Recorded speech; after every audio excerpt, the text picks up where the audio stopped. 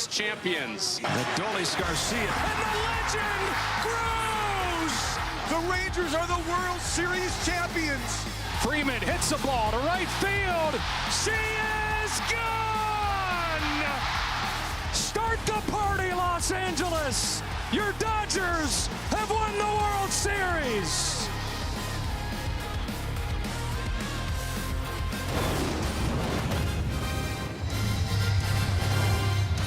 From Arlington, Texas, welcome to the MLB on Fox pregame presented by Geico. A marquee matchup of the weekend across baseball. The last two champions, the 2023 champ Texas Rangers and the defending champ Los Angeles Dodgers. The middle game in a three-game series after the Dodgers took the opener 3-0 last night. We welcome you inside. Hope you're having a great weekend. That's the Hall of Famer John Smoltz. I'm Joe Davis. So Texas Rangers, I mean, glass half empty. They're not hitting it all, but the glass half full. They're still finding a way to win games. The pitching's been awesome. It has. Last year, kind of everything went wrong. This year, the West is wide open. A lot of people think the Rangers are the team to beat, and mainly because of that pitching. They've been really, really good. They've added two young pitchers to the rotation, a healthy Jacob deGrom, and of course tonight's starter Uvalde is one of the best. So the Rangers have been good on the mound, not so good at the plate. Yeah, and Bruce Bochy keeps saying we're gonna hit, and the reason is the guys that they have track records of hitting throughout their careers. He said he would do cartwheels knowing that he's in first place with these kind of numbers. These kind of numbers will not continue. He's confident of that, and when they start hitting and combine it with that really good pitching, they're going to be tough to beat. Bochy's club last year was the first one, or the most recent one, to feel what it's like to be the defending champion trying to repeat. It's not happened since the Yankees at the turn of the century. On the other side, the Dodgers are trying to snap that skid, and a lot of people think they're the team to do it. I've never seen a team get that much better after winning a championship like the Dodgers did. They went out, and what did they do? They spend, and they spent a lot on pitching. Their depth now, they had a lot of beat-up starters last year, not so much now because they have 8 or 9 to choose from. Tonight's starter is one of those wild cards, Sasaki. I think he's got a chance, and the upside is so good. He hasn't thrown enough strikes so far, and they're kind of waiting for him to get acclimated to this style of baseball. Watch what happens to him in the second half. Yeah, much better his last 2 times out. Walked everybody first couple games, but signs of progress for the 23-year-old from Japan. Couple defending champs, couple first-place teams facing off here. The Texas Rangers and the former Dodger, Corey Seager, won MVP in the World Series for both these teams, and last year's star, Freddie Freeman. Dodgers and Rangers head-to-head on Fox.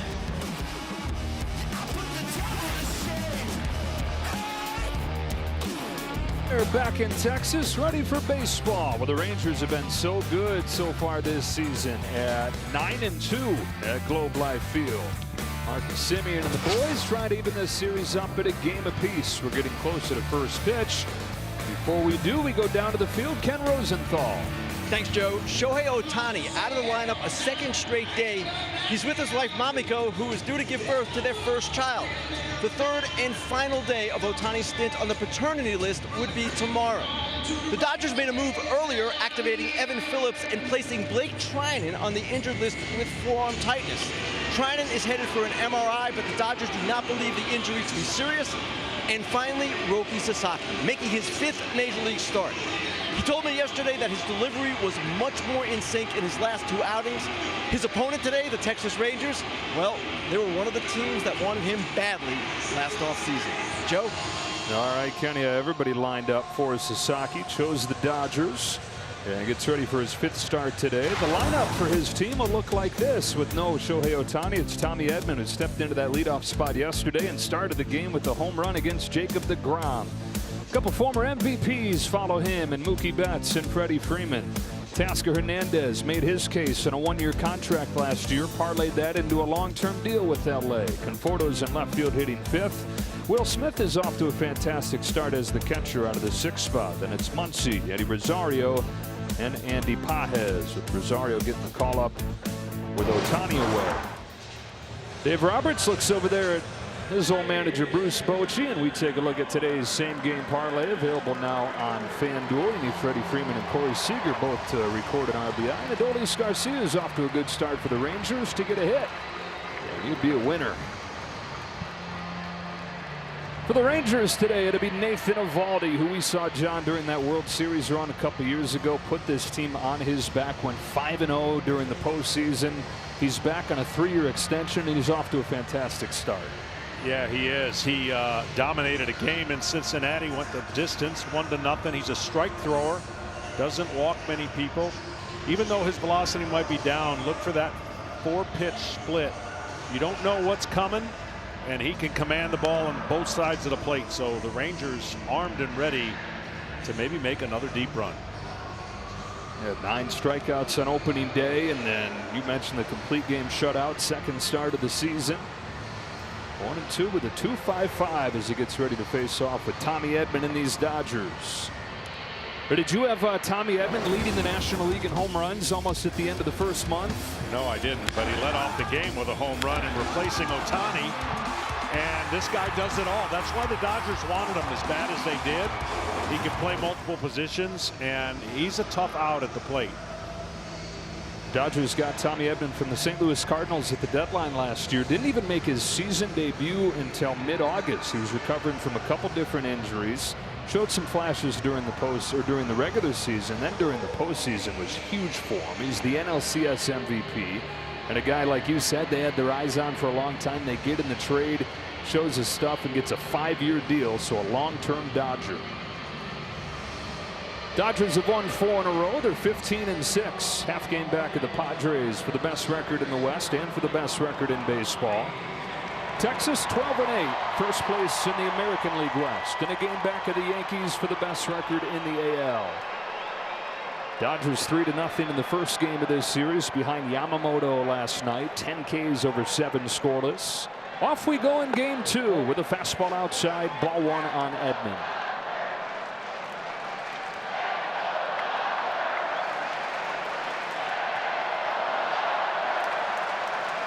Tied with Kyle Schwarber for the National League lead. 7 home runs, takes upstairs ahead 2-0. Does seem different when Ohtani's not leading off for the Dodgers. He's been such an incredible weapon.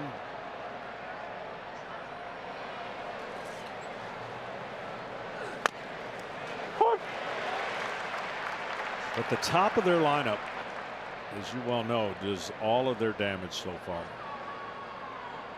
And home runs have done all the damage. They're middle of the pack when it comes down base percentage, when it comes to batting average, but they lead the majors in home runs and have outslugged any of those issues. Down, you can get most hitters out. There's the highest percentage of home runs, but down and in off the plate is how you get Tommy Edman out. Middle to up, he's going to have success. There you go. Down with the splitter for a strikeout to start Eovaldi's day.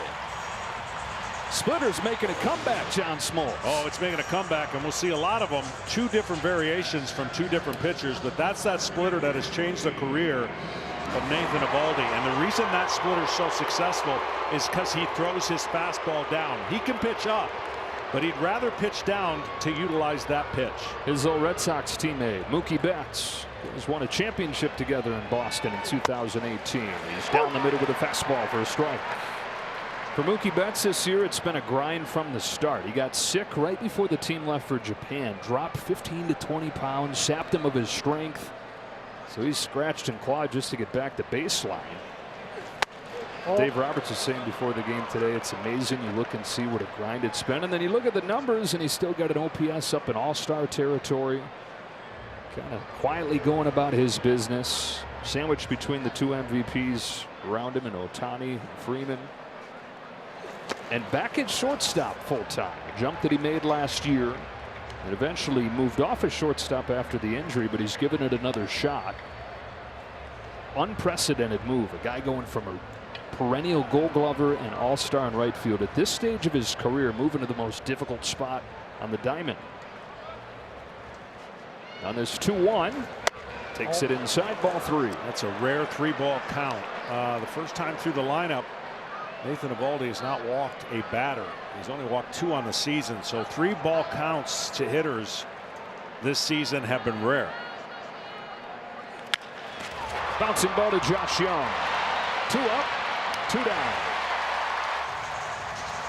I got a little preview of that Texas defense behind Nathan Eovaldi today. The rest of it looks like this. The rookie Dustin Harris gets another start in left field. Wyatt Langford expected to be activated tomorrow. Taveras in center.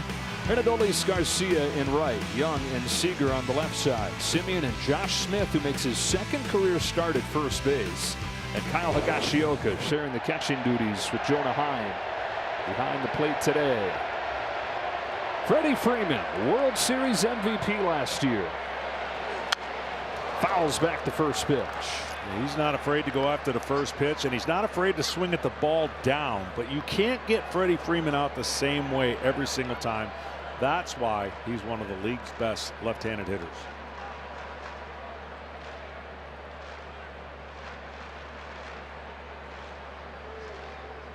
Eovaldi's shaken a couple times to get to this. In there for strike two. So now here's where you can throw a low breaking ball, try to get him to swing at that back foot if you want.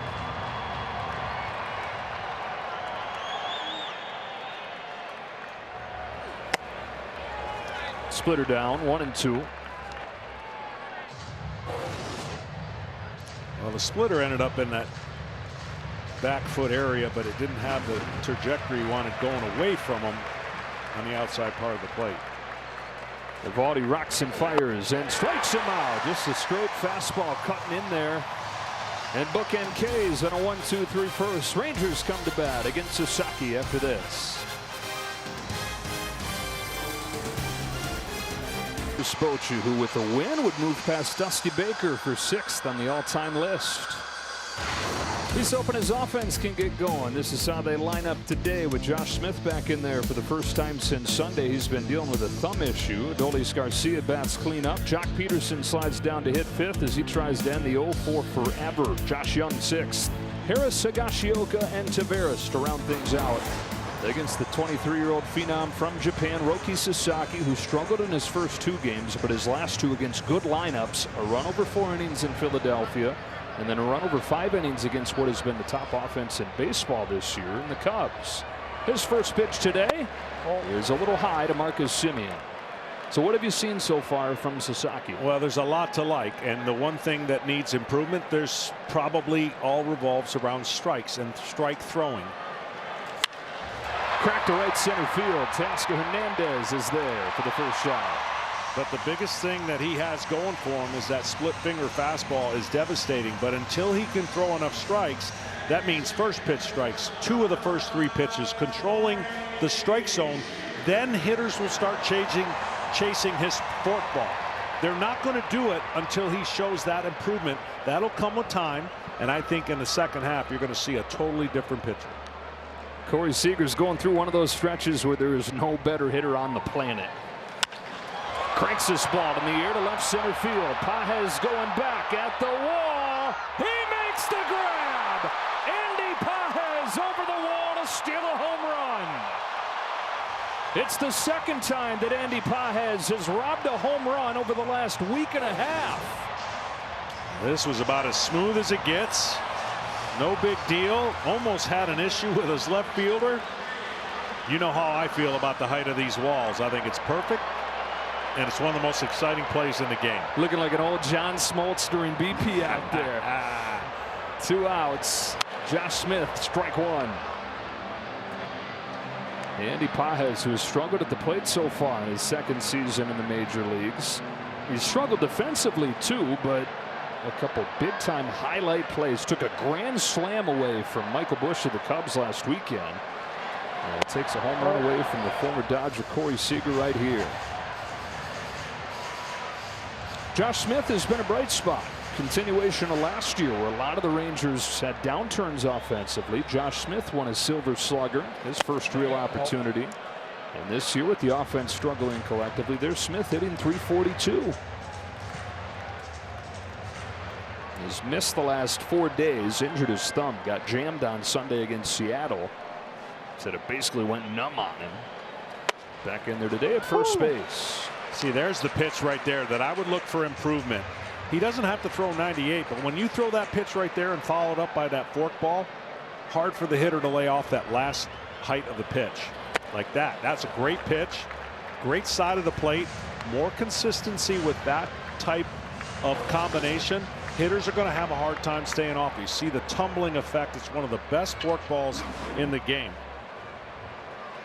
Here comes the payoff. Got him swinging. Went to the slider, which he's bringing along.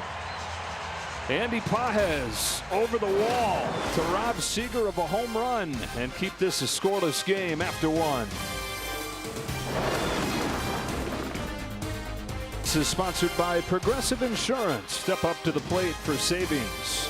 Franchise that started in Washington as the Senators in the 60s, moved to Texas in the 70s, won their first championship 2 years ago. Bruce Bochy's first year as the manager.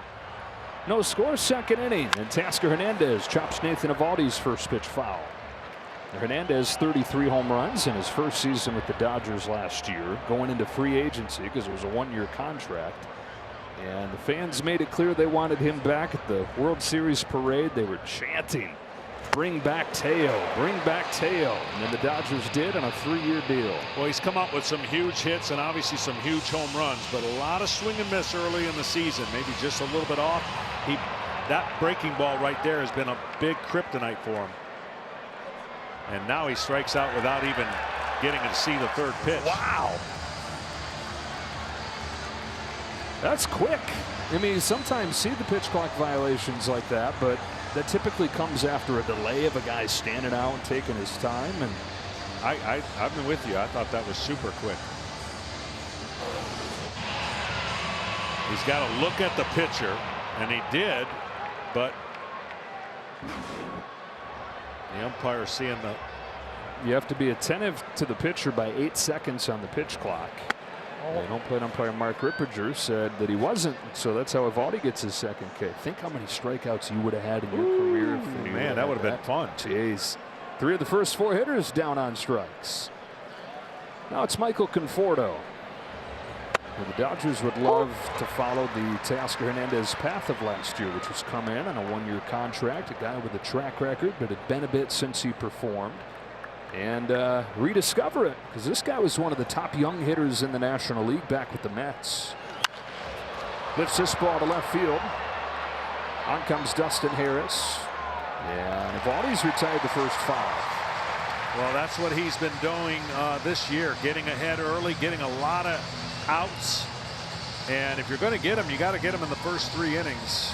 After that, his ERA gets way better. I know it's a short time so far in the start of the season. We're in that in-between stage. Yeah, what do you look at? You look at last year, do you look at this year? And some guys are getting off to horrible starts, some on fire, but there's still a track record to each guy. Speaking of on fire, this guy right here, Will Smith, hitting .346, top 5 in the National League. I mean, there's so much psychology to getting off to a good start in the big leagues. You know it's a long season. I was a guy that wanted cushion. Give me some early success so it buys you cushion for when you know the streaks are coming. And the streaks come. Right now, on the other side, Jock Peterson's in one of those horrid streaks that you think you're never going to get out of. 0 for his last 36. 36 with no cushion to balance cushion. it out. I mean, 0 for 36, no matter when you have it, is horrible, but you can look past it a little easier when you got a few months of, I like your word, cushion. Yeah. 3-0 on Will Smith. Eovaldi comes back home. The Dodger catcher takes a strike.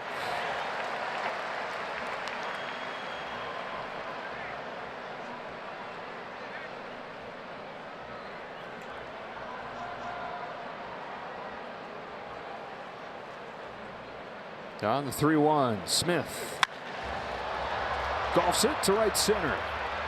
Garcia and Taveras. It's Leody Taveras. That thing hangs up there forever and comes down to finish off a 9-pitch inning for Eovaldi.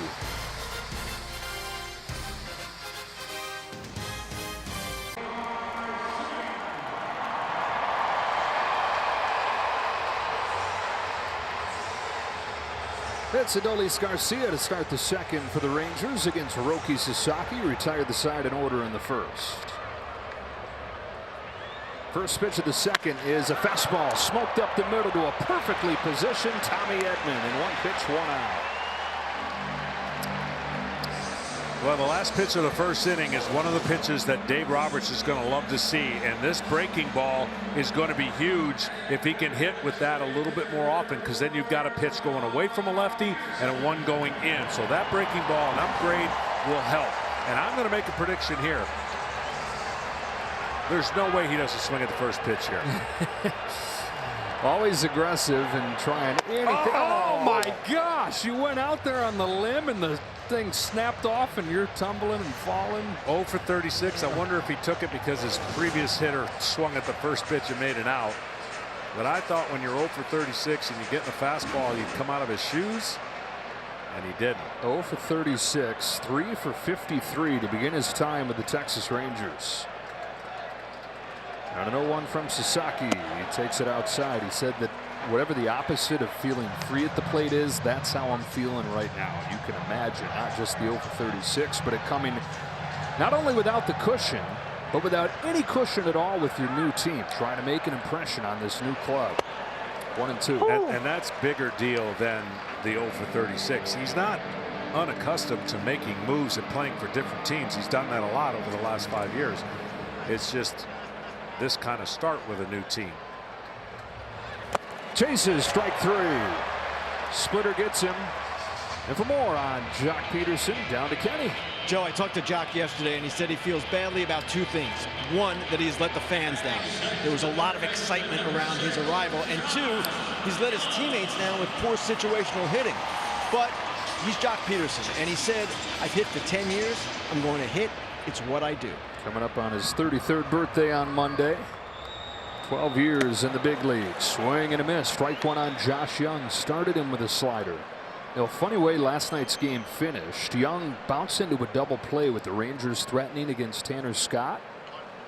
And Young stopped running on a ball that was hit down the line. Argued that he thought it was fair, which it may have been some gray area there. But Bruce Bochy was saying what he really was upset about was the third base umpire, Nick Marley, throws his hands up here. He throws them up, and then last second goes fair. And yeah, I can see that. I mean, the moral of the story obviously is always run, but you could see why the confusion when you're staring at that line of where you hit the ball. Chopper, Muncy picks it on a backhand, and Muncy made 2 tremendous plays in the 9th inning last night. Makes one right there. Roki Sasaki 6 up, 6 down on 17 pitches.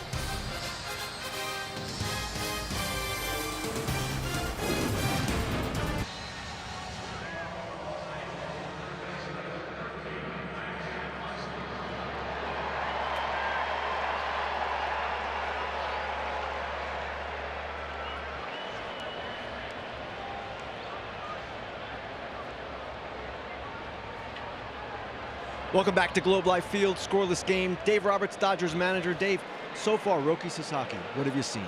Roki looks good. You know, obviously, those guys coming out swinging, aggressive approach, and I think with Roki having to split that weapon in his back pocket, having a team that's aggressive is a good thing. And right now, the split is a strike. He shortens it when he needs to. He's filling up the strike zone with the fastball. So a lot of good things so far. I understand we have some news on Shohei Ohtani and his wife, Mamiko.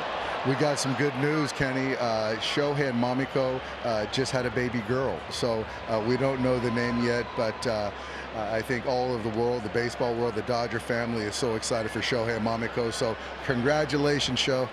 Dave, thanks a lot. Congratulations, Shohei. Joe, back to you. Thank you for making us very nervous yet super anxious parents. Shohei said. Max Muncy leads off this 3rd inning. No base runners in this game for either side as Muncy fouls it off. Asked Tommy Edman after the game yesterday when he was the featured guest in the postgame show, what advice do you have for Shohei becoming a first-time father? And he said, hey, he's going to be great at it, but I know Shohei loves his sleep, so he might have to budge on that a little bit. Shohei gets like 12 hours a night. 1-2 on Muncy. Now Muncy off to a bit of a slow start this season, but has shown some signs the last few days. He's reached base 8 times the last 4 games, and his defense key in yesterday's win and a nice play already today. Now this 1-2 from Eovaldi. Muncy goes up there and fouls it off. Well, defensively, he is holding his own, and you talk about those plays. They were key because with runners on, that eliminates the rally, and of course the rally killer in between hops. Always a tough one for the third baseman. It's usually known as the hot corner, but he's had to play some pretty tricky hops the last 3 chances.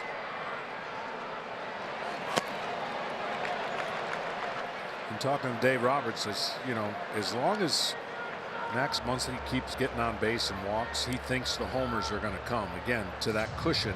No homers yet, and the team leads all of baseball in homers without Max Muncy, which is a great sign for the Dodgers. Guy that is top 10 in franchise history with 190 home runs since putting on Dodger blue in 2018.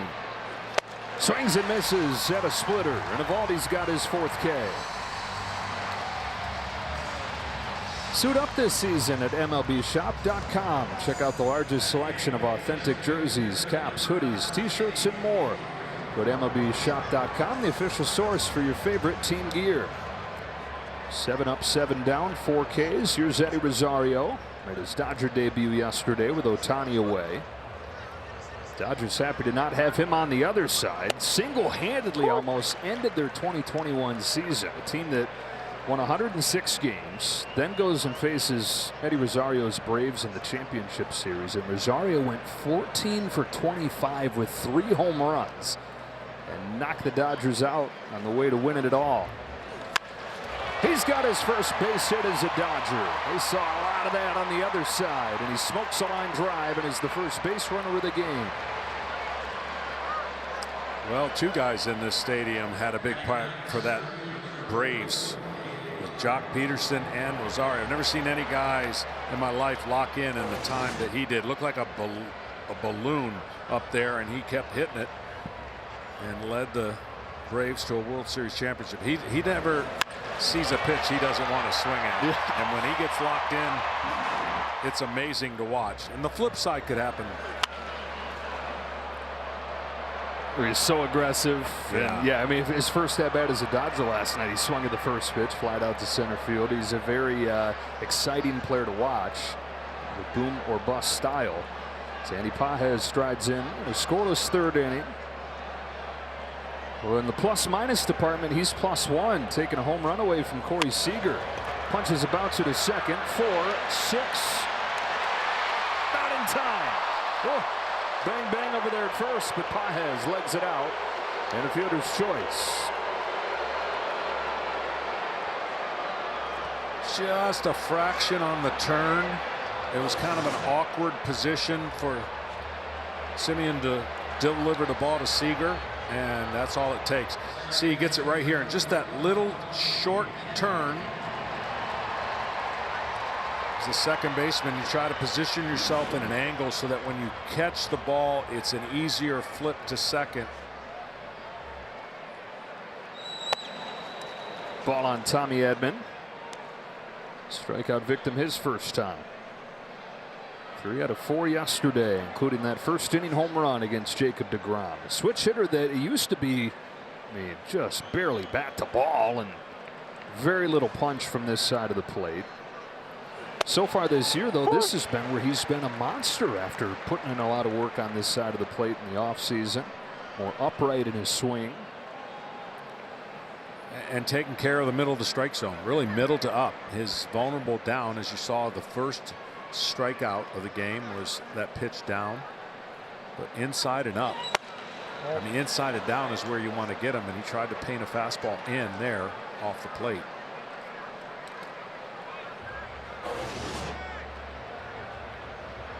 See that cutter just inside it under the elbow. Been using that pitch a bunch so far today, has Eovaldi. Grounded to second to wrap up a 3rd scoreless inning for Nathan Eovaldi.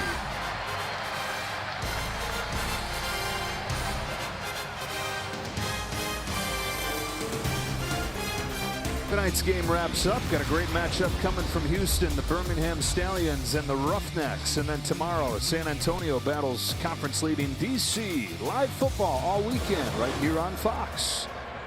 Dustin Harris leads off against Roki Sasaki, who spins in a slider for a strike. Harris making a great impression this week, getting an opportunity with Wyatt Langford down. In 6 games, he's hitting .400. 2 hits, including a double yesterday. Langford expected back tomorrow as these Rangers get closer to full strength and try to get this offense going. Look down at the very bottom of the offensive leaderboard. You got the White Sox and the Rockies, and then the Texas Rangers. One team that doesn't seem like it belongs down in that group. Splitters in, and it's 1-2. No, a couple years ago they were a quick strike, big inning type offense. They feasted off of those crooked numbers that they could put up at any time. A lot of power. And this year out of the gate has been really slow. And we got another time violation. So that is on Sasaki. Evens the count at 2-2.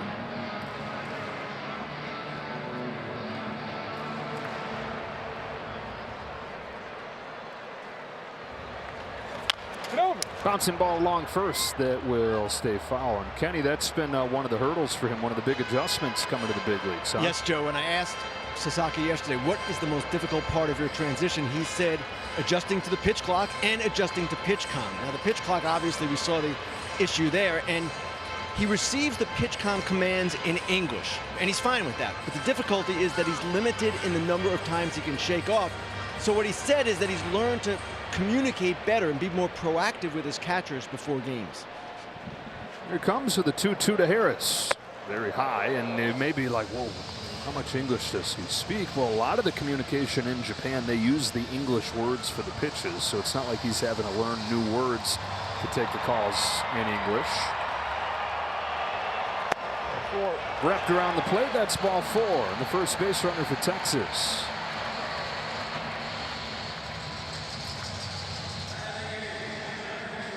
Those walks were the big issue the first couple games for Sasaki. 9 walks his first 2 games, only 4 of them the last 2. Still comes in with the highest walk rate in baseball as Higashioka climbs in.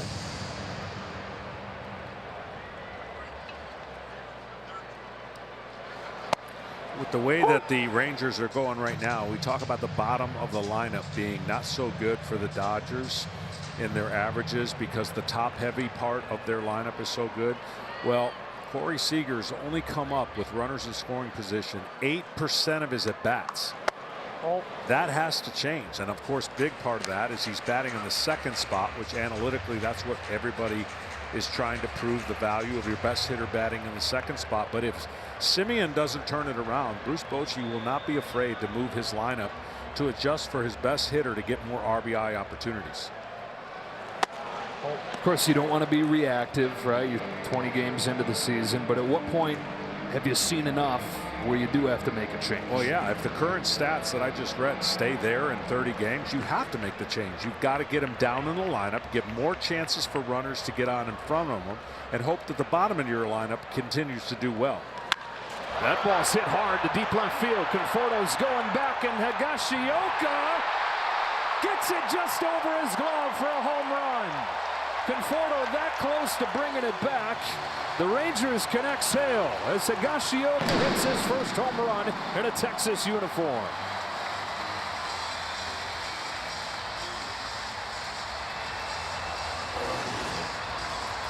Another close one, and if he'd have been back just a little bit quicker, he would have been able to get more height on that jump. And a sneaky signing here for the Rangers, picking up this young man for obviously his catching skills, but now his hitting. Career high 17 home runs in his lone season in San Diego last year, and continued it into the postseason. Signed a 2-year contract. Really a nice catching duo that they have here between Kyle Higashioka, Jonah Heim. Leody Taveras bounces one along to second, and Tommy Edman for the first out.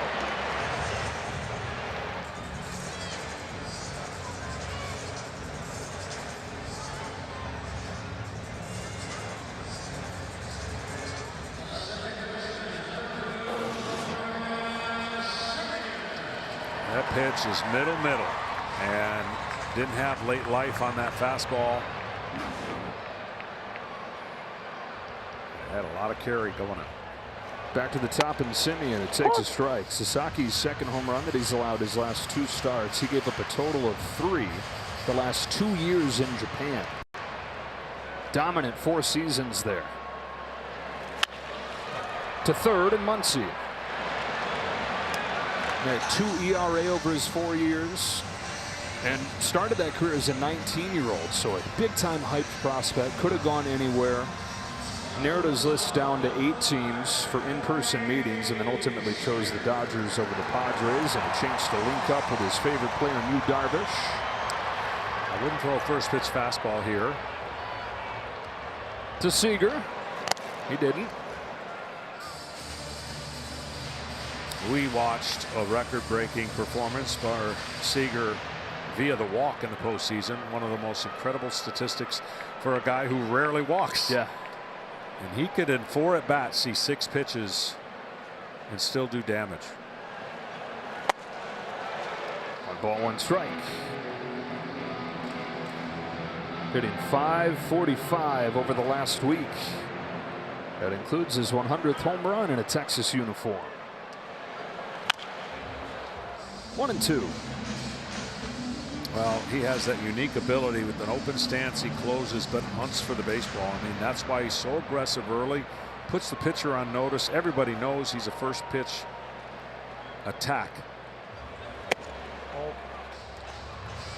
And that's what made the impressive run that he had in the postseason, where obviously the teams were pitching around him and he just didn't get selfish and gave up a lot of at-bats for the walks, and it helped the Rangers go on to win the World Series. Joined quite a list as guys with multiple World Series MVPs: Sandy Koufax, Bob Gibson, Reggie Jackson, Corey Seager. Won it for the Dodgers in this ballpark in 2020, and then that 23 run that you're talking about.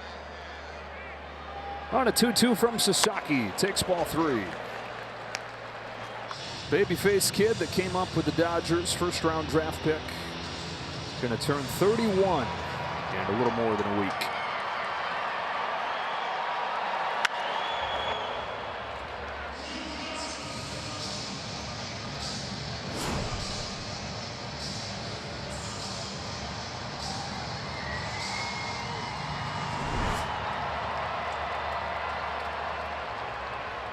Eighth pitch coming here. Seager takes ball 4.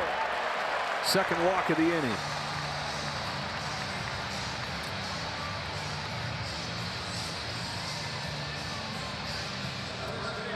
Well, last season his velocity had dipped a little bit. And talking about Sasaki, from where it had been early on in his career in Japan, it's way down today. 3.5 miles per hour from where he's averaged this season. It's a guy who was sitting 99 his first couple of years in pro ball. Yeah, and I tell you, I think a little bit of that is obviously adrenaline, making the adjustment, trying to be nasty. And I'd like a combination of maybe a little less velocity for more command, with the ability to ramp it back up if you had to. Change speeds up. Yeah, too. Yeah, I think you can do that. I mean, when he trusts he can throw his forkball over the middle of the plate and let it just do what it does, he's going to be so much better than trying to paint it away. Because you could tell that in trying to miss the barrel of the bat, he's trying to make perfect pitches, right? Instead of realizing that these hitters are human and they can swing over the middle of the plate down with movement.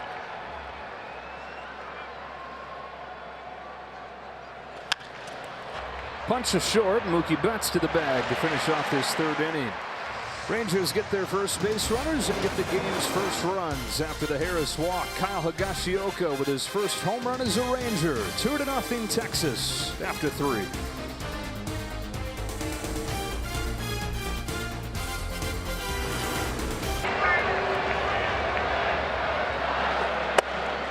Mookie Betts starts the 4th for the Dodgers. 6 curve for a strike from Nathan Eovaldi.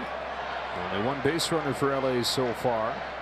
Betts, Freeman, and Tasker Hernandez coming up as Eovaldi kicks and throws. Betts lifts a fly ball to center field. A big swing, but a little dunk shot and a base hit to open the 4th. Hit him where they ain't. That's one of the toughest reads for a center fielder. Straight on swing, then a big swing that doesn't produce the kind of velocity off the bat. And Tavares just could not read it.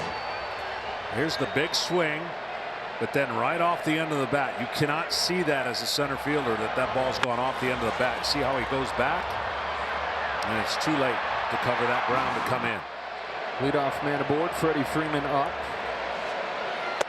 And Freddie Freeman made one of the great heel turns that we've ever seen last year. This guy couldn't even get the ball out of the infield the first couple rounds of the postseason. His ankle was bothering him so bad he injured his rib. We didn't even know if he'd be on the active roster for the World Series. And we all know he obviously was, and a record-setting Fall Classic. I mean, it's truly, knowing Freddie and everything he went through to get ready for those games had to be exhausting. And there were moments where Dave Roberts had to rescue Freddie from himself, and yet here in that postseason he came up with huge hits. Hits this ball hard down the line. If it's fair, it's tied. It is, and it is. 2-2 on a Freddie Freeman long ball.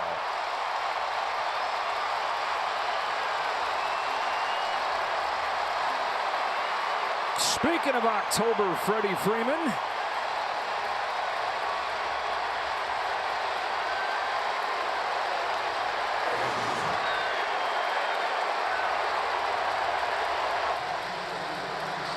Backdoor cutter, and it caught the front door of his swing.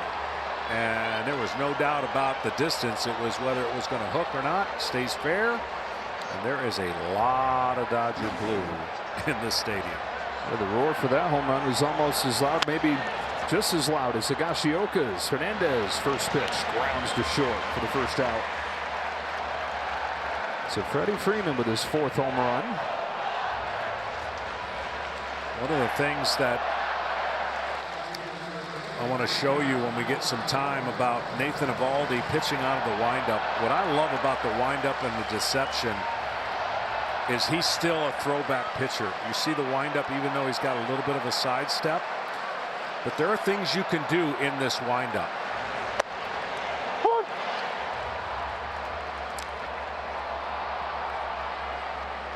His deception is going to be how he pauses with that front side. This is traditional right now.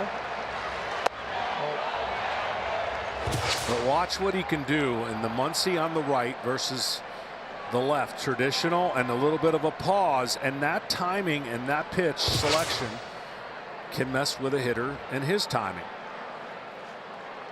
This 1-1 to Michael Conforto, gets a swing and a miss. There's not many guys with a traditional lineup anymore. Everybody seems to kind of give in to the mechanical structure of short sidestep, almost pitch out of the stretch, make it easier for guys to throw strikes.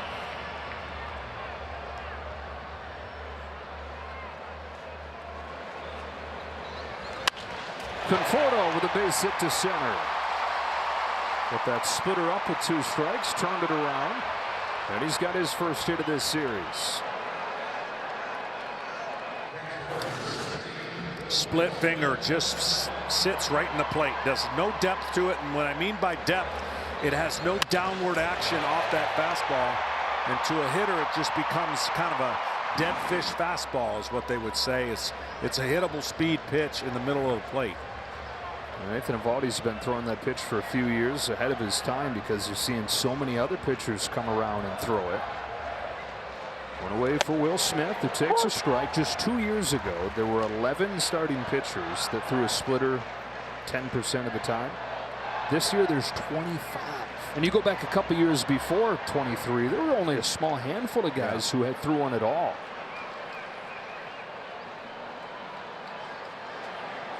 You changed your career by adding that pitch. Changed it. Left-handers just wore me out up until 1995. I was having a hard time being a 2.5 pitch pitcher. I threw a curveball, slider, a fastball, and then that split that went away from left-handers neutralized the manager being able to load up left-handers against me, and it was a game changer and a career changer for me. Smith down on strikes on that splitter. Won the Cy Young that first year that you threw the pitch. And I know there's this, I think part of the reason why not many guys through it for the last couple of decades. It got this reputation that it caused injuries, but it doesn't have to, and it doesn't have to be that dig-in grit. Right. There's a difference between a fork ball and a splitter. A fork ball, you're going to dig in more, and it's going to really have a lot of pressure to be able to throw that pitch, versus a splitter has less tension in between the fingers. And really, to a hitter, it's a nightmare. They'll tell you cannot pick up the spin, because it really doesn't spin. It tumbles. It gets to the plate and drops. And for the arm angle that Nathan Eovaldi has, it really has given him the opportunity to throw it to both left and right-handed hitters and change the trajectory of his career. Look, early in his career, he was giving up a lot of hard hit contact on 99-mile-an-hour fastballs. He could throw it hard, Nolan Ryan-esque, like lower body, but his release point was flat. He's changed some things in his mechanics, and when he's healthy, he's nasty. From the same high school as Nolan Ryan, Elvin High School, down by Houston. Spins in a curve for a strike on Max Muncy. 14 years in the big leagues. All started with the Los Angeles Dodgers, who drafted him 17 years ago out of Elvin High. Dodgers to the Marlins and the Yankees and the Rays and the Red Sox. And now the Rangers in his third season here in Texas. Evolution. This is a much, to your point, much different pitcher than that first half of his career. Well, he had a arm that could reach 100 miles an hour, but the statistics were not backing it up, so he had to do something to change. It was more hittable the way he threw it before. And what's unique about him, and the reason you got to be so strong, he doesn't have the traditional arm swing. He kind of drops it and goes, right? And sometimes that can be a velocity issue when you don't have the timing of your arm coming out of the glove the way you want. Your body gets out in front of your arm, your velocity goes down. When he gets his hand out and that kind of short arm action, he gets everything working in the direction that he wants. That's why he's become such a good strike thrower. And that's why now his secondary pitching is just as good as his fastball. 29 Ks to just 2 walks on the season.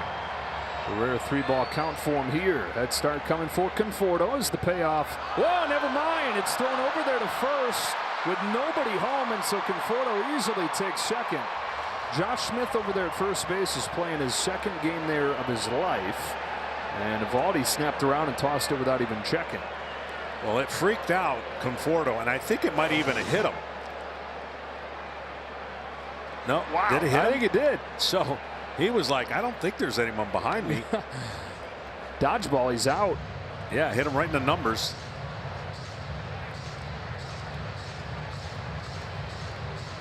That's good heads up by Conforto. I mean, I would have been checking the first baseman behind me. Dodgers with a chance for the lead here. Muncy with 2 out, lifts a fly ball to right center field, carrying towards the gap. It is off the loading track, and it bounces over the wall. And one pitch after the throwing error moves Conforto into scoring position. Muncy brings him in with a double. Well, that's huge, because he wouldn't have scored, because it would have been a ground roll double with a man on first. And that's the difference between a tie game with a runner at second and third, and now the Dodgers bounce back with 3 runs. And there's another flat splitter that Muncy was able to stay on the ball and hook it away from the center fielder. More good signs for Max Muncy. Making his return to the Dallas-Fort Worth area. 20 or 30 friends and family who are watching him at all the games this weekend. And after a slow start, he's gotten it going this week. And if there's one number that kind of has to go down for Eovaldi, it's really been with runners in scoring position. He's dominated everything else, but the runners in scoring position average against him has been a little bit higher than you would think with a guy that the kind of stuff he has. Yeah, and his ability throughout his career to get out of those situations. That's so much of his identity. 2 gone in the 4th, and it's Rosario. Pokes one left field, sends Harris back to the edge of the track. He's got it. And that's the inning. After the Rangers take the lead in the bottom of the 3rd, the Dodgers answer right back. It's Freddie Freeman with a game-tying home run. Just inside the pole to lock it at 2, and then Muncy's double puts him in front.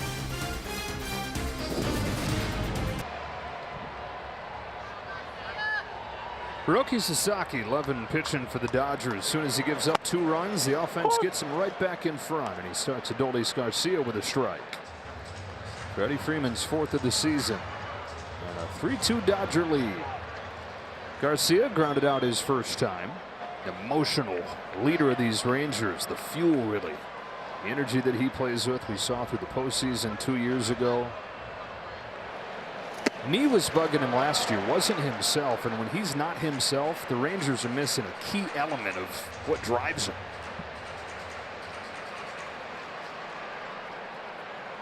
On an 0-2. Somehow gets to it and stays alive. Well, this is the kind of hitter that Sasaki, if he faced obviously all 3 swingers, you'd see a whole different type result. But what Sasaki's going to have to learn is that these are the kind of guys you don't have to throw a strike to with 2 strikes. Fastball elevated to get him. 3rd for Sasaki. And as he navigates this, he'll realize his fastball can still be a weapon. I understand a lot of the hits he's given up so far this year have been on the fastball, but you cannot let that affect you and abandon that pitch, because that pitch is going to be essential for his split and his slider to be more effective. And with each game, command's been a little bit better. First 2 strikes, he could not throw that fastball for a strike. Jack Peterson takes downstairs, ball 1.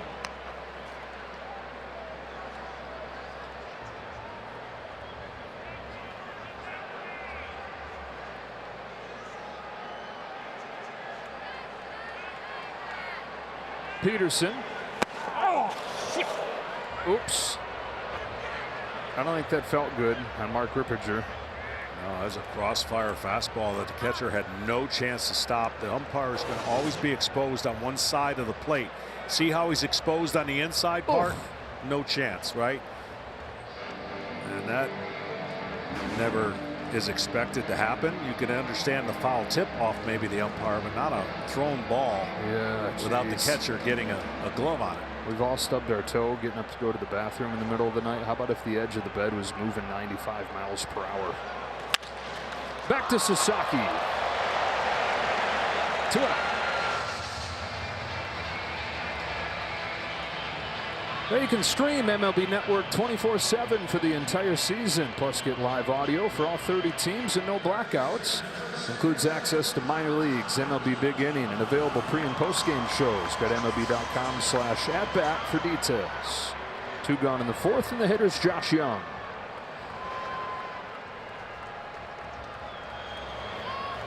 Can they keep Josh Young healthy? When he's been healthy, he's delivered on the promise that he came with as a top 10 draft pick. All-star in his own healthy season, 2023. Good fastball hitter, and obviously, to your point, the health being the biggest concern. Getting off to a nice start in 2025. Checked his swing, 2-1. He had freak injuries coming up. 4 seasons in the minors after he was drafted, and he played a total of 150 games. Just one thing after another. And then he has the great rookie season, misses most of last year with a broken wrist, another poor luck injury. Already this year, while he's been good, he had an IL stint because of neck spasms. Got to be careful here if you're Sasaki on a 3-1 fastball. Don't leave it over the middle part of the plate or middle in. Oh, put it right where he said not to. Got away with it. Man, yeah. He set up away, and again, that fastball was right in the nitro zone. He just got the barrel underneath it. Josh Young is 0 for 22 this year with 2 strikes.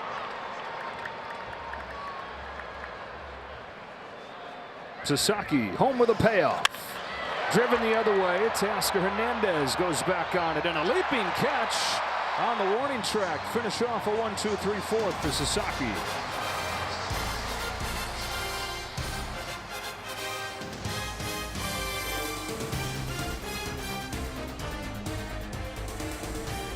Manager of the Dodgers for Dave Roberts, his team with a 3-2 lead They've already matched last night's hit total as they try to get their 5th consecutive win. And try to make it back-to-back titles. Try to become the first team to repeat since the New York Yankees won 3 in a row, 98 through 2000. 9-1-2 for the Dodgers in the 5th against Nathan Eovaldi. It's Andy Pages slapping the first pitch foul. Eovaldi has picked up his fastball usage over 50%, and I think a big part of that is the Dodgers are pretty patient. So he's kind of gone a little bit more against the norm on his normal breakdown, and 9 of the first 17 pitches have been fastballs as he buries a fastball in to get ahead. Longtime pitching coach Mike Maddox been doing it forever and got his first ring 2 years ago. Pages grounds this one to Josh Young, sizes it up and throws him out. 1 gone in his 5th inning. Back to the top of the order and Tommy Edman. Time for Above and Beyond, sponsored by Jersey Mike's. Edman last season, championship series MVP, seemed like he was on base every time he came up. Some huge swings for him, signed the extension.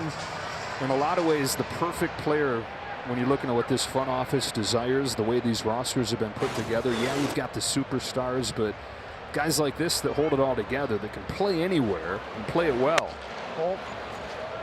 Yeah, I mean, there for a while, the Dodgers of the past had maybe more platoon type players than their roster would indicate, right? When you think of Dodgers, you think of stars, but now this guy is so valuable in so many different ways that he's become a star and a rising star, and they finally got their man. Been trying to trade for him for years. He said he didn't know that until he got to LA and heard a couple people talking about it. But that was a big deal to him to say, wait a minute, so they really like my game. This isn't just something where they're trading for a guy for a month cameo. They like what I do, and said that gave him that foundation of confidence right away with his new teammates and his new team. Southern California guy out of La Jolla, down near San Diego. On a 2-1 from Eovaldi. Edman takes outside, ball 3. Well, besides the narrative all year going to be, can the Dodgers defend and repeat? Part of the narrative is the kind of money they've spent to get the roster to have an opportunity to defend and be back-to-back champions. And look, you got to give the organization credit. When they went out and they saw people they wanted, they went out and got them, spent a lot of money, and now they're the target. And the whole league is going to obviously, whenever you're the defending champ, you get the best of every team that walks into your park or they walk into your park, and that's what the bullseye is going to be on the Dodgers. Swatted to the left, and Harris, did you feel that after your championship? I mean, we see now it's been 25 years since a team has repeated. Yeah, absolutely. Felt that? Absolutely. And, you know, bad news for us. We went back to a few more, but we weren't able to win. And in '96, we were going to be defending champs. We had that one right in our grasp. And talking to Dave Roberts, I believe he has the patience for a team that has the expectation like this team does to not panic if they're not playing great in a 10-game stretch. But I promise you, come June, if he needs to push the envelope and get these guys and crack the whip, he will. But this is a professional team that's been through a lot, and I would expect nothing but this ascending type year and well over 100 wins. Betts, who singled and scored in the Freeman home run, takes a strike, 1-1. If there's one issue that might be the narrative they have to change as an organization, is can they keep their pitchers healthy? They have a lot of them. And is the timing of all those pitchers going to be an absolute struggle for some of those guys that do stay healthy, pitch once every 6 or 7 days? That narrative and that man, when he comes back, which made a rehab start, they're going to have a ton of choices. I find it fascinating to see how they're going to navigate those choices. Betts down swinging on a good curveball from Eovaldi. We're halfway home in Texas. Matchup of the last 2 champs in a 1-run game.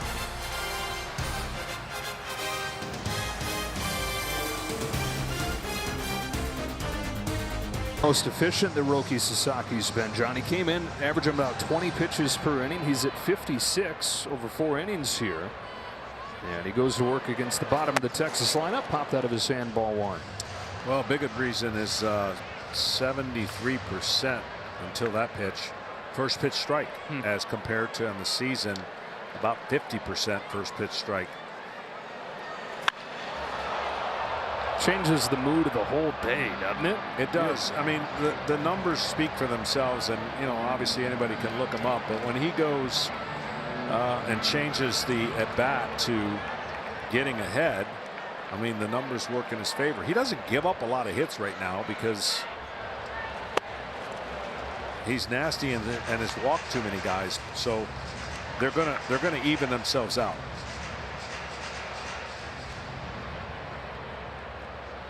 One ball, two strikes on the rookie Dustin Harris.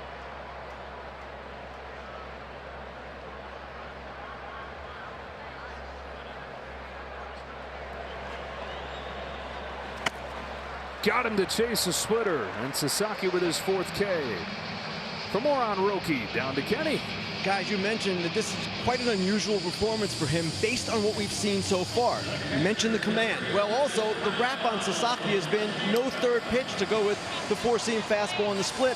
Today, he's thrown 20 sliders. That's the most we've seen. It's as much as he's used any pitch today. And finally, the velocity, it's picked up the last inning. Higashioka gets it by Betts, and he's been his kryptonite today. He's got the 2-run home run, and now he's got a single. Those are the 2 hits that Texas has, both courtesy of their catcher. Almost the same pitch that he hit a homer on. He gets a base hit. Past Mookie Betts. Hard for me to still say that. Him playing short? Yeah. Yeah. It's never happened. We were talking about that a little bit earlier, where a guy has played that long in right field and then come into short. There's been guys that have gone the other way, but not this way. Came in, played second base for a little while, and then days before the start of last year, he said, okay, I'm going to move to short because Gavin Lux was struggling there.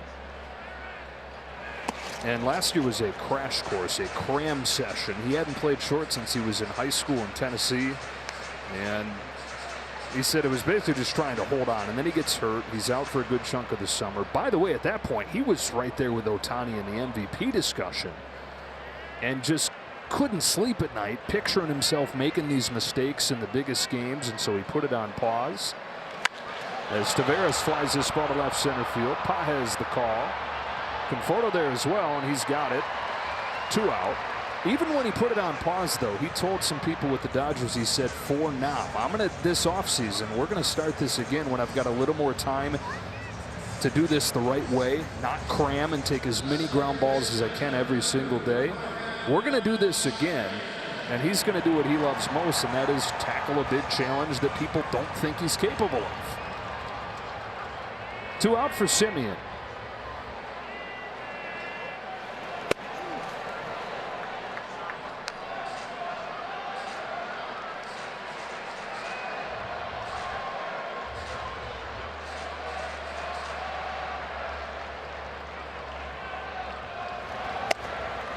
Two 2-0. There's action in that Dodger bullpen. Jack Dreyer has started to warm. Sasaki just 66 pitches.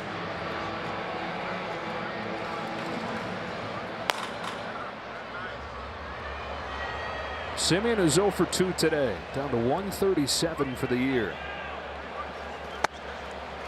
Pinpoint, 2-1. See, he has the arm action. It's a quick arm action. When he times his arm action with his delivery, he's going to get on a roll. That 96, 97 will stay on plane. Earlier today, he had a couple fastballs flat, trying to find the strike zone. Maybe that was part of his game plan tonight. But see how those last 2 fastballs had a little bit more miles per hour. I'd love to see him be able to pitch like that when he needs it, instead of trying to pitch like that from start 1. And I know that's contrary to what they're asking the pitchers to do, but he's got such a unique skill set. I think its only room is to go up and better. Pop fly left center field. Here comes Conforto.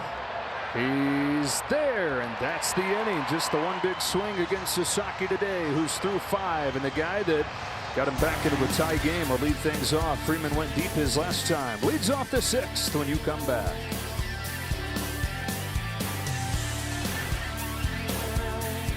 Back here in Texas, we're in Arlington, Texas. Home of the Rangers, home of barbecue, Bulls, and big. Freddie Freeman, 2-run home run to tie the game in the 4th inning. Leads off this 6th against Nathan Eovaldi. And takes inside, ball 1. You said it, Freddie's first at bat, you can't get him out the same way twice. No. And Eovaldi got a cutter by him to strike him out in the 1st inning, tried to throw the same pitch. Yep. Bang.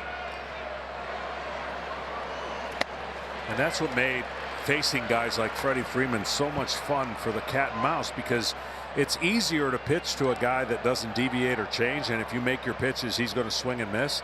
Not Freddie.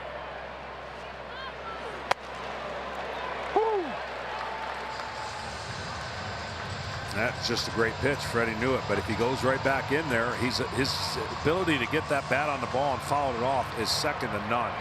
Now he will swing over the top of a breaking ball, as I mentioned earlier. Haven't seen that pitch yet from Eovaldi. There it was. Just a little bit lower, and you get Freddie looking down there.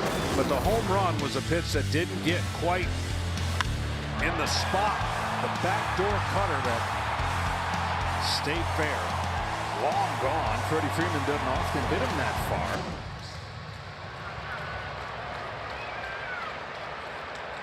far. On this 1-2 from Eovaldi, Freeman grounds it along first and foul.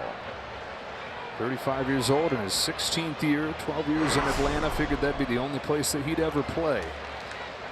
Time has flown. He's in his 4th year with the Dodgers. First 3 years, the numbers even better than they were in Atlanta. All capped off with what he did last October. His spot in Dodger history and baseball history secure. Leading off this 6th, then down on a splitter. 7K for Eovaldi. Well, he wanted it away, and this splitter cut in and fooled Freddie. And you won't get that kind of reaction when you miss your spot that much by a great hitter, but it fooled him. It's now a 31-2 strikeout to walk ratio for Nathan Eovaldi this year. Hernandez. That's sue for lack of run support, though. 6 total runs of support in his 5 starts. He had to feel like when he had that 2-0 lead, it had to be 8-0 in his mind. And a pitcher will tell you, if you can keep the game close and give me a 1-run lead going into the 6th inning and then score some runs, that would be great. But it is tough when pitchers go through stretches. You try to pitch perfect, and the veterans realize there's nothing I can do about the run support. I'm going to pitch my game. But it's human nature to want to always win 1-0 or never give up a run. Only way he's been able to get a win this year was to just handle the whole game himself and the 1-0 shutout. 1-0, yeah, in Cincinnati. Not an easy place to do it. Here's his 1-2 to Teoscar Hernandez. Bounced over the mound. Simeon waits and gets him 2 out. For more on Nathan Eovaldi, back down to Kenny. John, we talk all the time about max effort pitching, right? Well, here's Nathan Eovaldi, down 2 miles per hour on his 4-seam fastball for the year going into today, and he's performing at as high a level as he has always done. Why? Because he has that pitchability. No doubt. And right there, he used a quick pitch in that pitchability to kind of surprise Hernandez, and I just love that he does everything on the mound to be effective and progress. Now he's well into his career, so he's learned from the past. He's learned from the things that chucking it 100 doesn't work, and he's become more of a complete pitcher. Base is empty, 2 out. Conforto's up there. Fastball's a little bit inside. It's the picture of a guy who's comfortable out there doing the things like you're talking him, changing the delivery a little bit, the quick pitch here and there. Hardly sweats. Comfortable and in control in his 14th year. Fires 0-1. Backdoors that curve. Strike 2. Well, he has such great lower half of his delivery that allows that ball to spin and pop out of his hand. Late break, catch the back door. And now he can make the splitter go away if he wants after the Conforto saw a ball out away coming back over the plate. Now he could see one going away from the plate.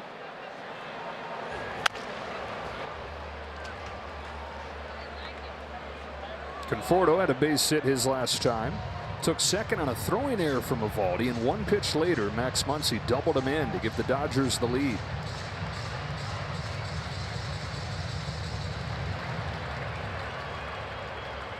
Since that double, 6 in a row retired by Eovaldi, who's home with another 1-2. Lays off the high cutter.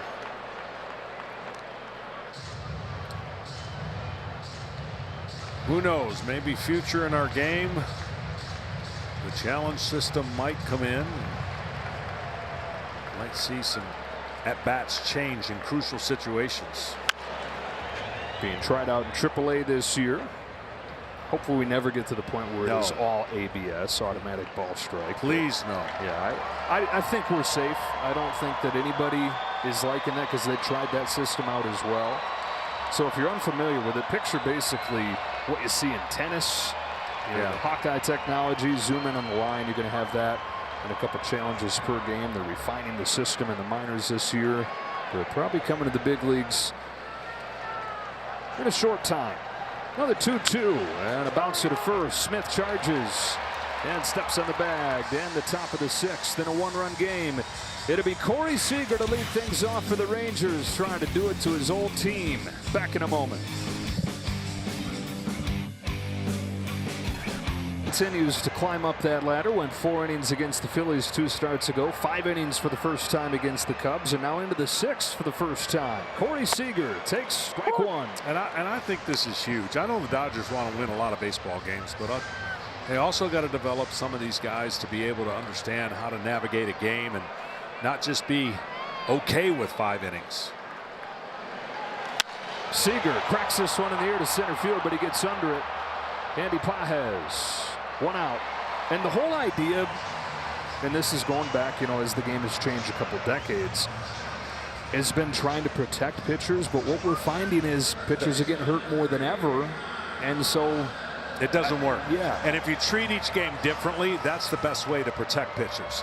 Because this game has had little stress, right? He gave up 1 hit, a 2-run homer. That's the result of the 2 runs. He's been in command with the strike zone for the most part. And this is a great opportunity to learn how to navigate this style of pitching, because bullpens don't do it. Pitching 5 innings every single time doesn't do it. And he's only got 72 pitches. So and saying 100 pitches doesn't do it every time. Absolutely. Back to your point about this being low stress, it's a lot different 72 pitches than in his major league debut where there was traffic the whole game. 0-1 to Josh Smith. Last year, and it's partly due to why the Dodgers are still waiting for some bullpen guys, and they've made some changes, gone out some bullpen. Their bullpen was exhausted. I mean, beaten up, and the reason they won the World Series. But there has and will be carryover effect as this year goes on, and they know that, because you can't expect those guys to eat up the percentage of innings that baseball is expecting those guys to eat up. You got to have some starters that pitch and carry their weight, and they have a whole slew of them, but that still have to pitch those innings. And I would say this: That's a walk for Smith. The same narrative goes, just because you get more rest doesn't mean that's going to be safer for you either. That's an easy thought to have, but if you're a max effort, get after it type guy, and you get more rest, you're going to want to do that even more in your start, knowing you got more rest. So is max effort the root problem? Absolutely. Spin rate and max effort to the tilt is a big reason why we have the problems we do with injuries. Tying one aboard here in the form of Josh Smith, who's got good wheels. And Adolis Garcia at the plate. 3-2 game, bottom of the 6th. To your point about the load the bullpen carried last year, nobody carried more of it than Blake Trinan. He today was placed on the injured list, going to have to undergo some imaging on his arm. And Evan Phillips activated today, but he missed the first month. Minor tear, I guess no tear of your rotator cuff is minor, but a small tear that waited on to heal. They're still waiting on Michael Kopech to come back from some forearm inflammation. To short on a bounce for Betts. There's Edman for one. There's the double play. And there's 6 innings for Roki Sasaki for the first time in the big leagues.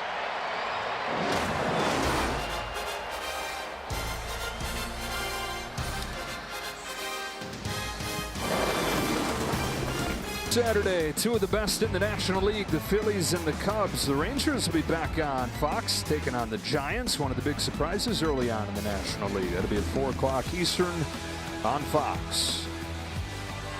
To the 7th inning we go, into the Texas bullpen. Robert Garcia for Will Smith.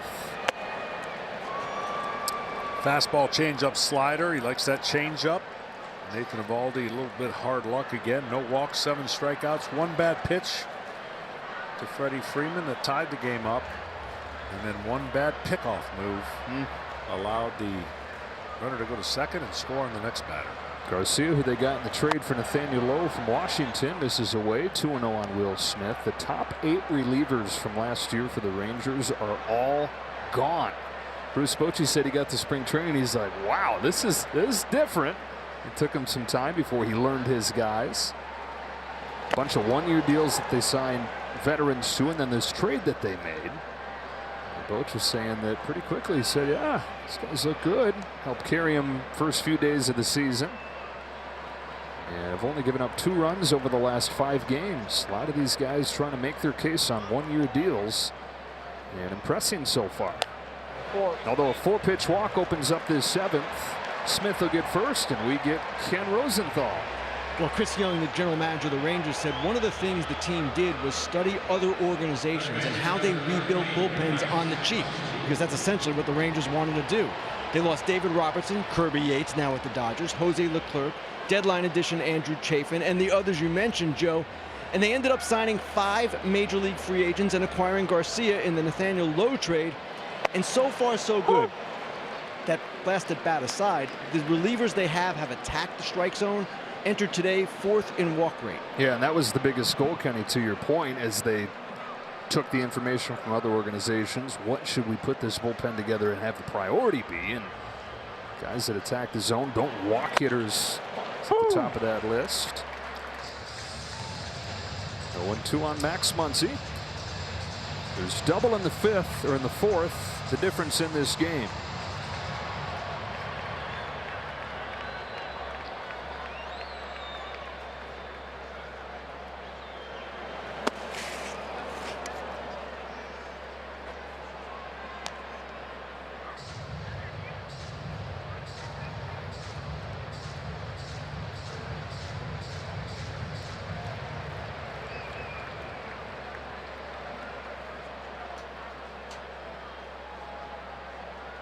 The 1-2 from Garcia. Muncy takes strike 3. So a walk and a K to open this inning for Garcia. That's his money pitch. He loves going away. A big portion of his strikeouts are going to be on that pitch away.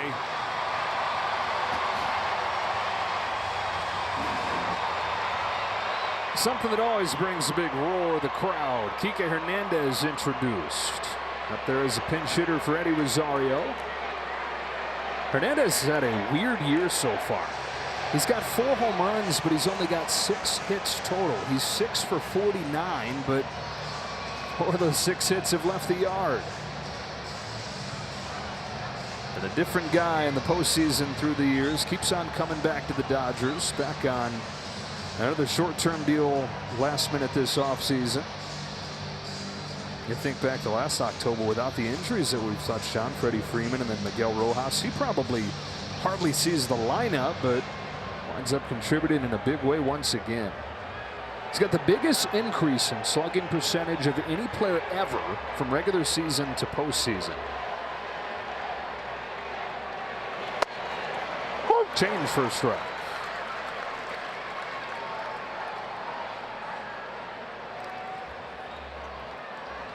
Dave Roberts talks about how interesting of a player he is. Sometimes he does get a little bored with the regular season, but not when the games get bigger or brighter. 33 years of age. It's his 12th year in the big leagues, 9th year with the Dodgers. Went away for a few years to Boston. 229 in the regular season for his career, 294 in the postseason with all kinds of power. 15 postseason home runs after the 2 that he hit last year. When you look at his line, it's almost identical in the postseason to Mr. October Reggie Jackson. Across the board, Kike Hernandez has morphed into him. The games have mattered most.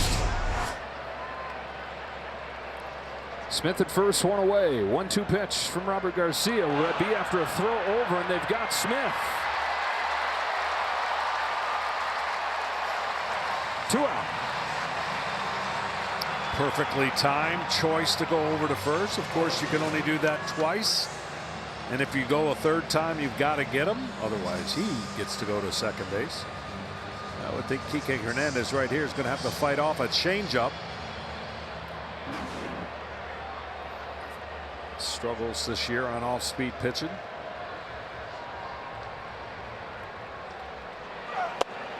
Went fastball away and painted it away.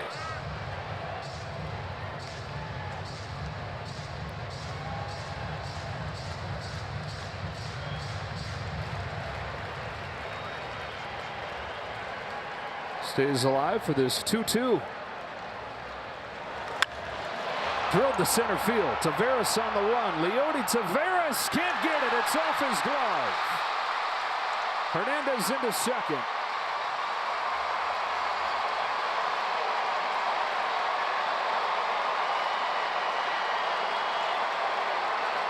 Taveras might be a little surprised he didn't catch this ball. And he goes back and he takes the angle you got to take. Let's see what happens at the end. He kind of jumps and maybe a little nervous of the wall, but doesn't come up with it. You know, and John, part of the reason the Rangers are still winning games even though they're not hitting is the defense has been sharp, but it's deserted them today. The pickoff error that led to the go-ahead run, and now this error, or at least misplay, keeps the inning going for Pages.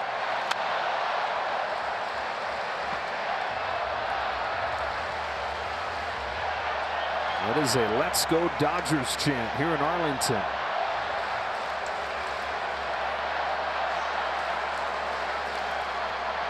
Yeah, the blue can be confusing because both teams really have blues. Same shade.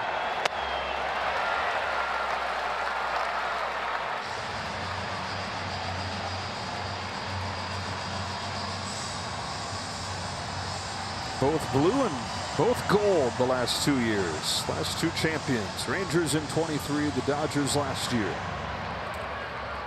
3-0 Dodgers last night. 3-2 they lead this one. 0-2 to Pages. Backdoor strike 3. Garcia gets out of it, and we stretch in a 1-run game.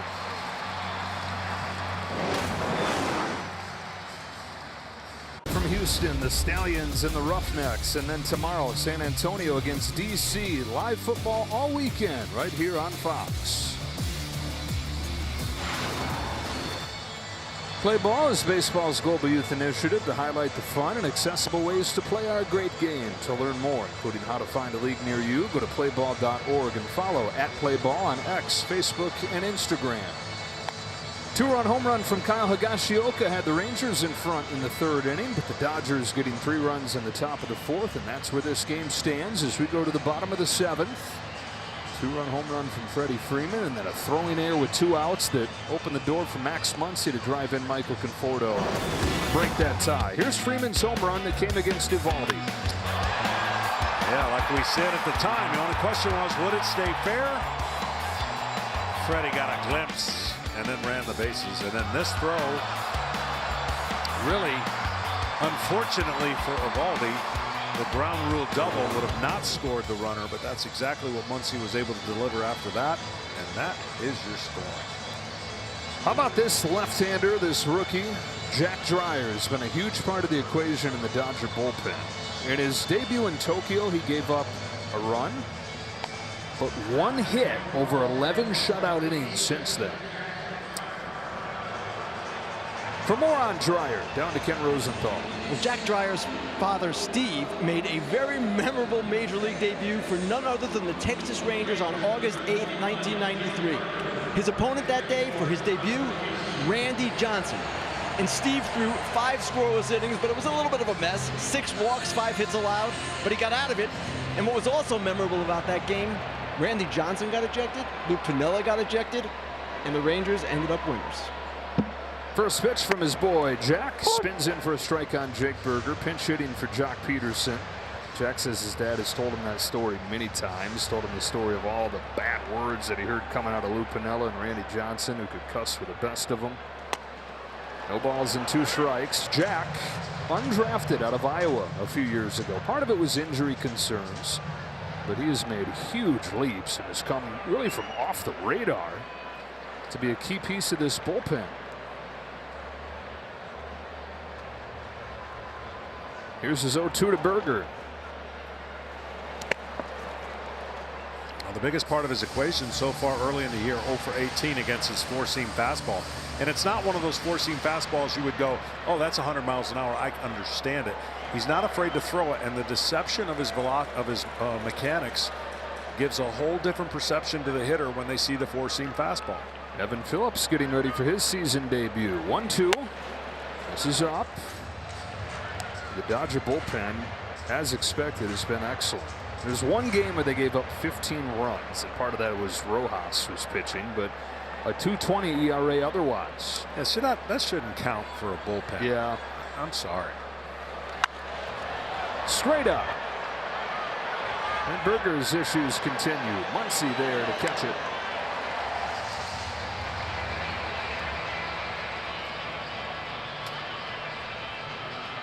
Yeah, we got to fix that in the stat department. It makes no sense. It's a position player pitching, which in and of itself, don't get me started on that, shouldn't count towards your team bullpen ERA. Yeah, I'm with you.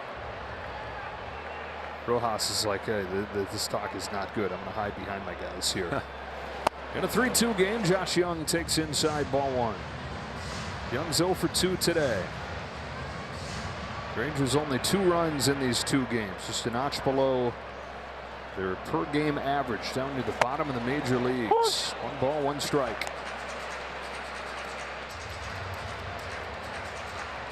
Career best 6 innings from Roki Sasaki after Yamamoto went 7 innings yesterday.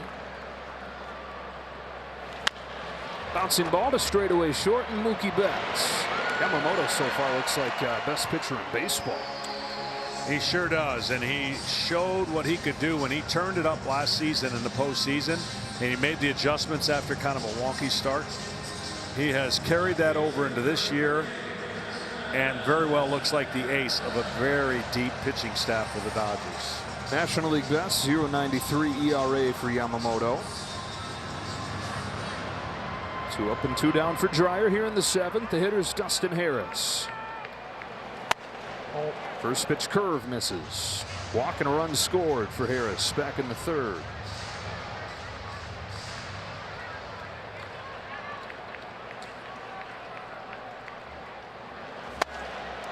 Came up, played a couple games last year.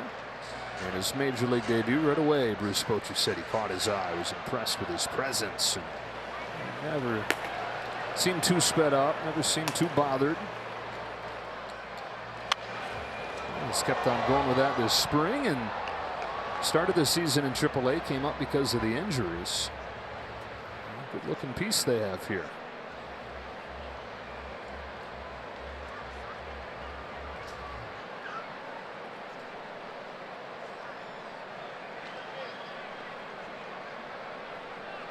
Dodger pen taken over here in the 7th. Number 1 in the majors in several categories, including strikeouts. Key with the defense being one of the only question marks for this team. Keep the ball out of play. Don't worry about the defense. Routine for Andy Pages and routine for Jack Dreyer.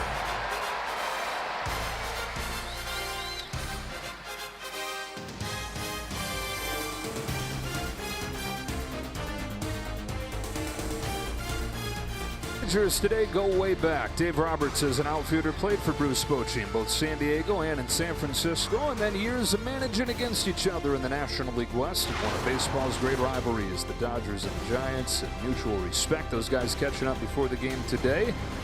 Assistant General Manager Jeff Kingston of the Dodgers there. Tommy Edman leads off, takes the ball from Jacob Webb. Two guys headed for the Hall of Fame as managers. Webb, another one of those guys here on a short contract, from Atlanta to Arizona to the Angels to the Orioles. Now his first year in Texas, facing the top of the Dodger order, and Tommy Edman rolls over to second. His counterpart Marcus Semien for the first out. You've got Bochy, who's won 4 titles. Dave Roberts getting his second last year. How about Dave Roberts has already racked up, and part of this is there are more postseason games now than there were the first half of Bochy's career, but still seeing that he's already within 1 win of Bruce Bochy's career total in the postseason. Yeah, that's pretty amazing run that both Bochy and now currently Dave Roberts is on. And really an amazing return when you think about being retired, sitting at home, and then Chris Young going, I think I want to see if he'll come back. And what a perfect timing that was. Because Bruce is sitting there thinking, maybe I want to get back. He had just managed the French national team in the WBC qualifiers, and he said, thank goodness Chris didn't watch us at all because we weren't very good. Betts fouls this one off, 2-1. Sold him on the idea of, hey, we're ready to win now. We're going to continue to invest. Rangers have been really bad for several years. But he said, this is not a project. Come here, win now. And they did in the grandest fashion, winning the first world championship in franchise history in that first year. Betts sends this one in the air to right. Back goes Adolis Garcia for out number 2. And really, the West is probably the most up for grabs it's ever been. You got the Astros, who have changed a little bit of their personnel. They still have the DNA of being the team that has kind of held that division for the most part over the last 9-10 years. And I think you got an upstart Seattle every year, the same conversation. Can they score? Because they can pitch. And then the Angels with a surprise start to the season. I don't think there was much expected of them with what they've lost. A's making a little bit of noise. They got the major league home run leader, Tyler Soderstrom. Freeman bounces this ball to Semien, and Jacob Webb, a lightning quick 8th.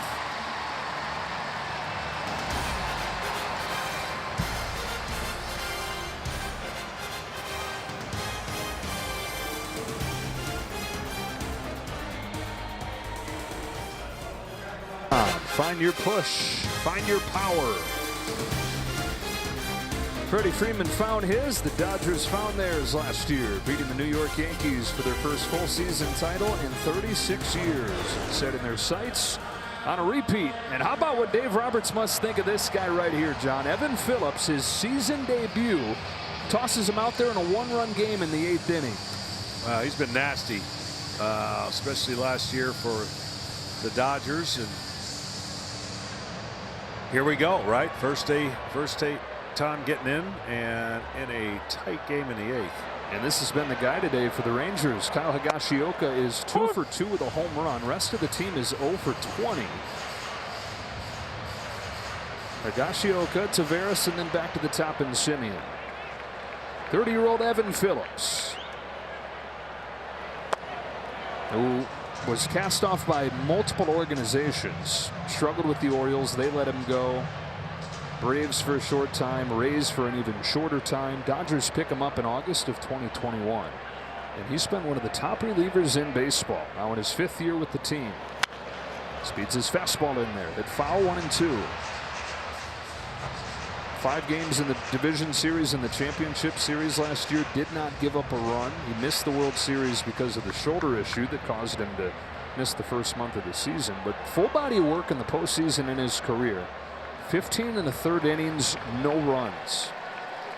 His 1-2 pitch. Strikes out Higashioka, and he looks like he's in midseason form with that video game-like slider. He's got electric stuff, and you wonder what happened to make him click. And the Dodgers are benefiting from whatever that is that he has figured out, because short to the plate, the fastball plays, the breaking ball spins. It's a great combination. That's the pitch right there that he's rode. 155 average against that pitch since he came to the Dodgers. It's his most used pitch. Upstairs with the first one to Taveras.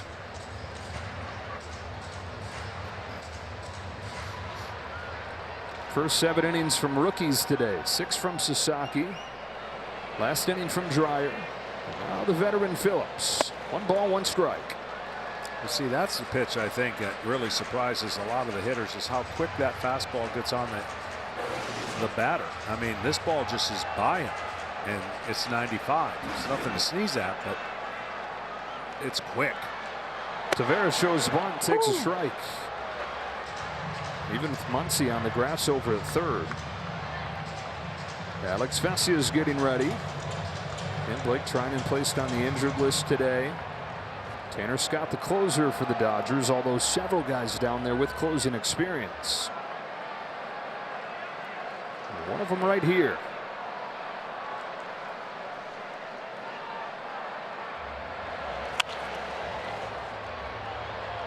In fact, when the Dodgers have their full complement of relievers, and they're getting closer to it, although losing Treinen today, but when you have all the guys available that they have, you've got 5 guys with significant closing experience. 7 relievers combined last year. The guys they have down there currently, 96 saves when you put them all together. And a strikeout. 2 gone in the 8th as he's K'd the first 2 hitters that he's faced.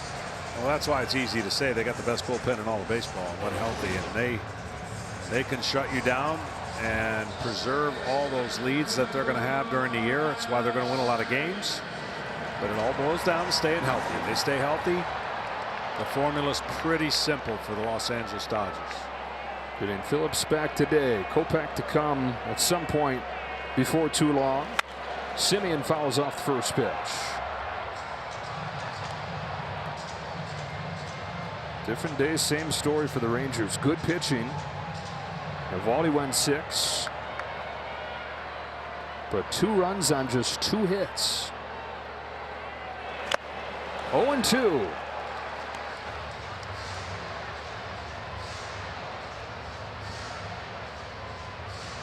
Evan Phillips activated a couple days early with Treinen going down today. And as sharp as can be. Left side and through. Simeon with a 2-out hit on an 0-2 pitch. And that gets Corey Seager to the plate. And that's going to bring Dave Roberts up to the mound. So it'll be Alex Vesia to come on for Phillips, who makes his season debut, strikes out the first 2 hitters that he faces, and then gives up the single to Marcus Simeon. So here comes Vesia for one of the game's best in Corey Seager in a 3-2 game. The 2-time MVP's done it for both of these clubs. Coming to the plate, representing the go-ahead run when you come back.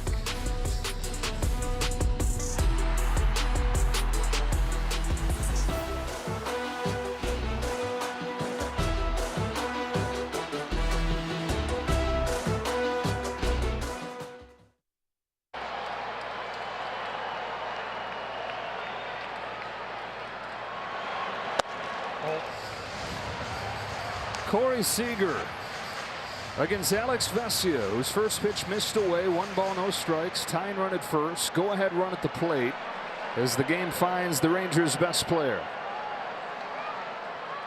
Vesia's 1-0. Seager takes strike 1 on a very generous outside corner. Seager's asking him. That had to be outside, and it was.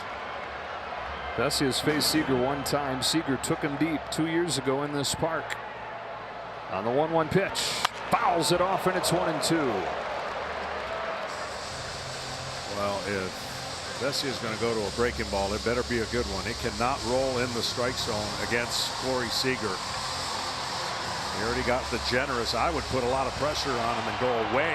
See if you can get the umpire and Seager aggressive away.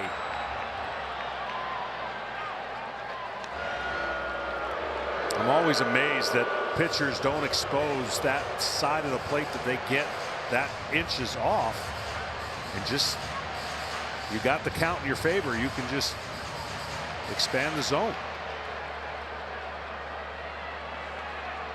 Here he comes at the 1-2. Goes back out there, and Seager takes it. Count evens up.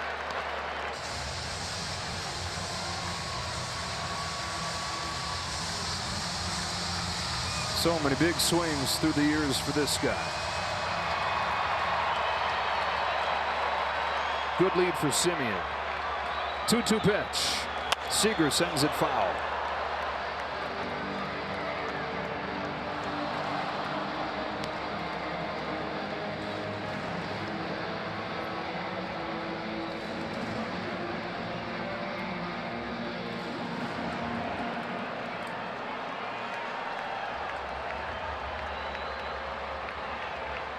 On another 2-2, Seager fouls it into the glove, strike 3. Vesia comes on and gets the superstar Seager and keeps the Dodgers ahead 3-2.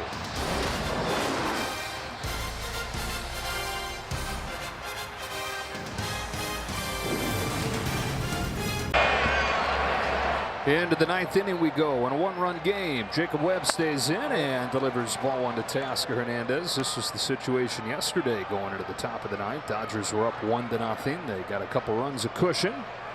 Got out of there with a 3-0 win. Texas unbeaten in 1-run games this year. 2-0 on Hernandez. For the Rangers in the bottom of the 9th, Smith, Garcia, and Berger. And it's Kirby Yates that started to warm down in the Dodger bullpen. It was Tanner Scott yesterday. We were just talking about the depth, not just in good pitchers, but in legit closers the Dodgers have down there. Dave Roberts can have his closer down and have a whole handful of guys to pick from. Well, Yates is familiar with this ballpark. He more than likely is going to face his former team. A scoreless inning in yesterday's game. 33 out of 34 in saves last year for Texas, his lone year here. 2-2 on Teoscar Hernandez, who swings and misses at a changeup.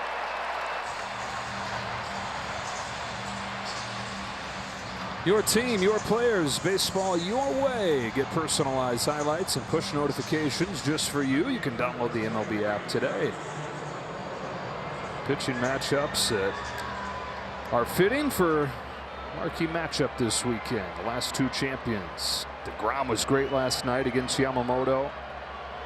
Sasaki and Evaldi today. Tomorrow to be Tyler Glasnow and Tyler Mahle, who's off to quietly an excellent start for the Rangers. Top starting staff in terms of ERA so far in the American League. Ball and a strike on Conforto, whose run back in the 4th is still the difference in this game. Singled with 1 out, took second on a throwing error from Evaldi, and scored on a Muncy double.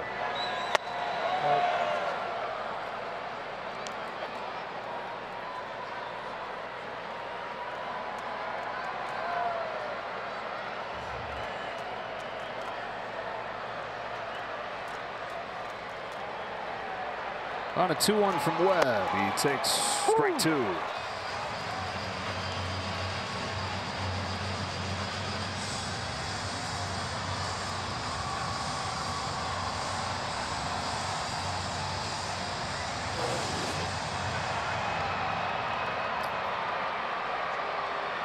High changeup.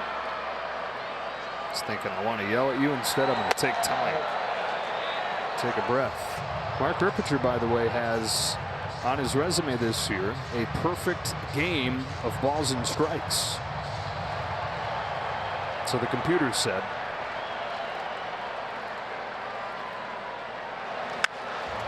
Lifted to right field. Adolis Garcia on the run, and he makes the play. Garcia, who won a Gold Glove a couple years ago, diminished by the knee issue last year, looks a whole lot healthier so far in 25. Yeah, great play here. Might have felt better diving on the turf and the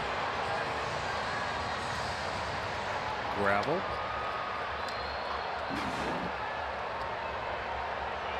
Two gone in the ninth. Here's Will Smith. Strike one from Webb. Smith looking for his first hit of this series. 0 for 2 with a walk today. Dodger catcher who's locked up long term. Swings and misses, and it's 0-2. Well, he's in good rhythm with his secondary pitches. Since coming over to the Rangers, they've thrown more changeups percentage-wise than he has in his career. 2 breaking balls there. Facing his hometown team here, Riverside Poly product. There's a check swing, roller over to first, fielded by Smith. And it'll be Josh Smith that's going to lead off the bottom of the 9th inning. Fasten those seatbelts in a 3-2 game. Smith, Garcia, and Berger coming up.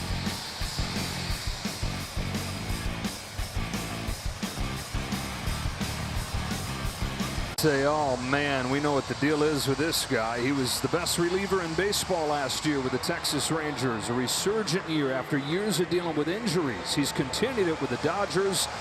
And a year after getting 33 saves for Texas, he's got a chance to get his first one as a Dodger and to get it against his old team. He's got a new left fielder as Chris Taylor replaces Michael Conforto. For the Rangers here in the bottom of the 9th, 3, 4, and 5, Smith, Garcia, and Berger. Kirby Yates has faced 40 hitters this year. He's struck out 20 of them, including 2 of them in a 1-2-3 inning last night. Strike one on Smith. Smith 0 for 3 today, 0 for 2 today.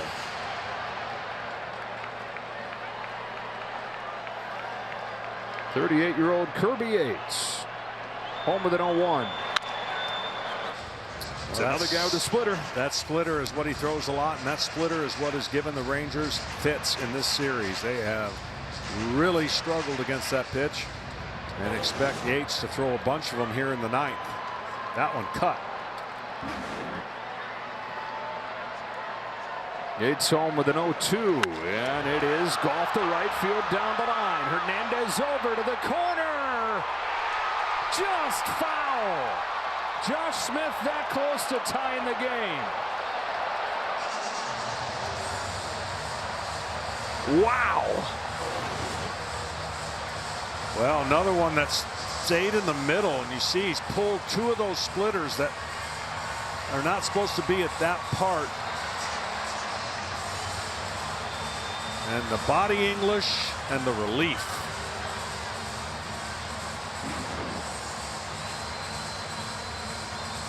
Bruce Bochy out there asking the umpires to take a look at this. Our first look at it looked like it was pretty safely foul. It didn't feel that way though for Kirby Yates and the Dodgers as that thing floated down there.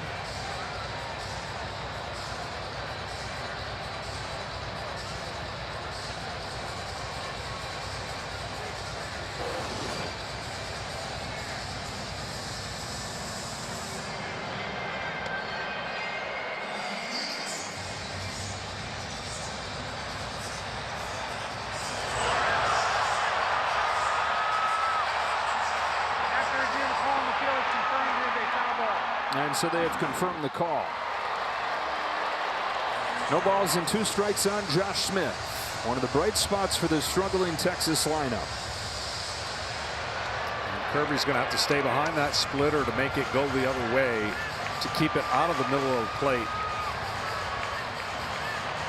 But to your point about the Rangers struggling with splitters this weekend, they're 0 for 16, 8 Ks against that pitch. Seems like everybody they're facing has one. Here it comes.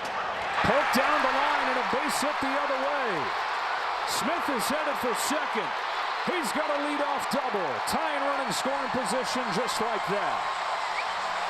So he hooks one down the right field line, and then 1 pitch later pokes one the other way. It's still flat. See how it stays right there and he goes with it. That's great hitting. That is not a guy going up to just pull. He's got the whole left side of the field. No third baseman. They're shifting him over. Easy double. And now the Rangers are in business looking to tie and possibly take the lead with one swing of the bat. Adolis Garcia takes in tight, ball one. Postseason hero of 2 years ago with his 5 home runs in the championship series and his walk-off home run in Game 1 of the World Series. 3 homers so far this year. On the 1-0 from Yates, Adolis out in front. Found that splitter right there to even the count. Well, it's the right hitter to be at the plate for Yates, because you don't look for him to go the other way. Typically, he's looking to lift the ball and get it in the air for a deep fly ball. So that change of speed really had him way out in front. Unbeaten in 1-run games this year. Back to the start of last year. Second best in the majors. Tying run at second. Nobody out, bottom of the 9th. 1-1 from Yates. Is hit hard to deep left center field. Adolis Garcia with a walk-off home run.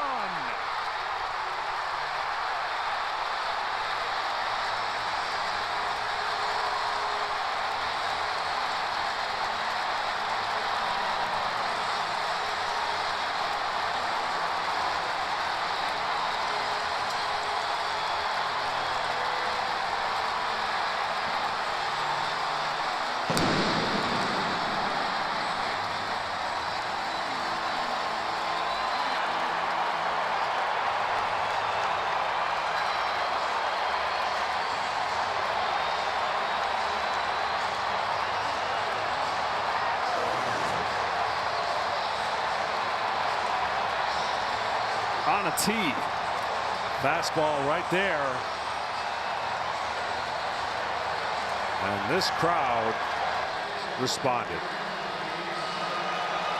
He was there to meet the moment every time the Rangers needed him during the championship run 2 years ago. And big part of what was missing last year was his spirit, his energy, as he was diminished by the knee issue. Healthy again, and that's some of the magic that he brought 2 years ago right there. Walk-off home run for Adolis Garcia. The 5th of his career. And so the Rangers have tied this series at a game apiece. 4-3 the final. They stay perfect in 1-run games. They turn it around in the 9th inning from down 3-2 to win it 4-3 on the Garcia walk-off home run. Other side of the break, Kevin Burkhardt and the D-Train, Dontrell Willis. We'll have you in studio for post-game coverage, get you up to date on everything going on across baseball. 4-3 the final. Adolis the hero. Stay tuned, plenty more coming on Fox.